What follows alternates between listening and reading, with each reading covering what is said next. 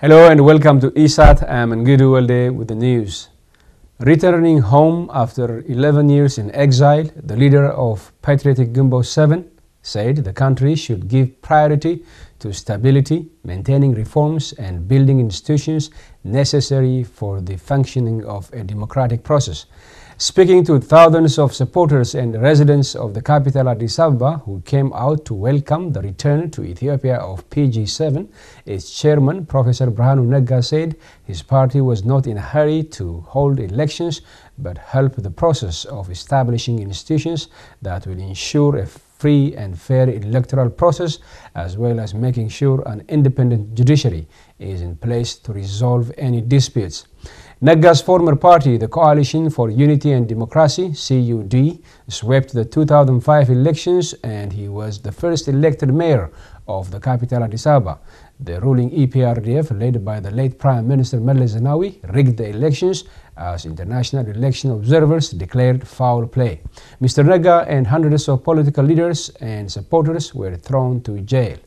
Released after nearly 2 years, Negga and his comrades formed Patriotic Gumbo 7 movement for unity and democracy in exile, but it was quickly outlawed by the EPRDF parliament that labeled it and other opposition groups as terrorists. The regime has used a broad interpretations of an anti-terrorism proclamation to target opposition groups and dissenters. Hundreds of critics and opposition party members were labeled terrorists and thrown into jail, accused of violating the proclamation. Soon after it was established, PG7 used armed struggle as one of the means to bring change in the country. It was based in Eritrea until last week, when hundreds of its former soldiers laid down arms and came home in response to a call by a reformist young breed of leaders within the EPRDF, led by Abiy Ahmed, the Prime Minister, who made a call to all opposition groups at home and abroad to work together and engage in peaceful political struggle. The terrorist label on the opposition has been scrapped by the same parliament. Thousands of political prisoners have been freed since Abiy Ahmed took office in April. A number of political groups in exile have returned home in the past couple of months and declared their intent to take part in peaceful political process.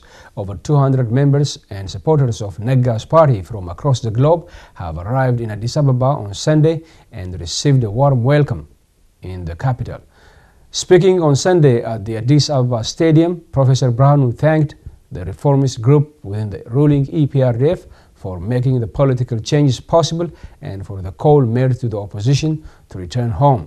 But he made it clear that citizen politics, as opposed to the ethnic politics espoused by the ruling party, was his party's platform. He, however, said that his party's immediate focus is to help efforts to bring peace and stability in the country. Negga said the country is once again at the crossroads. We have to seize this opportunity to create a country that is at peace with itself, Negga said, and added, political differences should not be reasons to see the other party as enemy. He called on all parties to work together for the establishment of institutions of democracy, free and independent civic associations and media.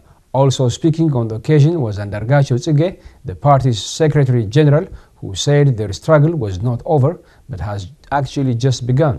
Mr. Tsige was released in May this year after he was jailed for 4 years. In June 2014, he was picked up at the Sana'a airport by Yemeni authorities and was handed over to operatives of the Ethiopian regime.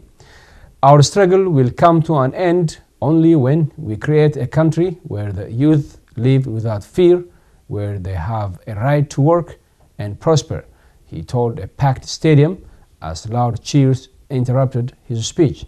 Ethiopia is slated to hold the next election in 2020 and local elections are due in 6 months.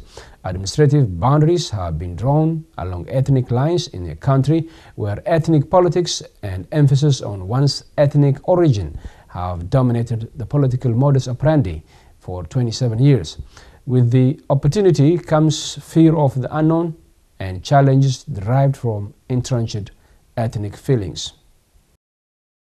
Ethiopia's reformist Prime Minister Abiy Ahmed says he hopes the new Ethiopian New Year will be a year of forgiveness, reconciliation and love. Speaking in Addis Ababa on the eve of the Ethiopian New Year today, Dr. Ahmed called on Ethiopians to work together to bring about tangible political and economic changes in the country. He also called on the opposition political groups to come up with a clear political and economic thinking that could be relevant to Africa in general and Ethiopia in particular. Invited opposition political leaders and activists who have returned from exile in the past few weeks have attended the Eve celebrations, and the crowd at the Millennium Hall cheered as Prime Minister called their names and recognized their presence.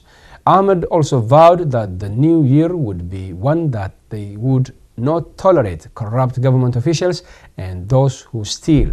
Government positions were meant to serve but not to steal, he said. He reminded the gathering that the just concluded year was full of uncertainties and the country was in perilous state.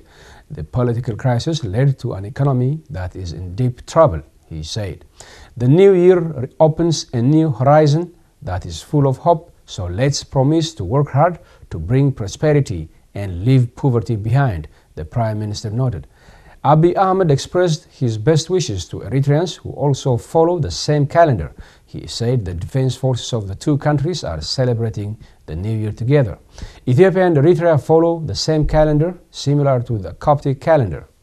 And tomorrow turns 2011. Happy Ethiopian New Year.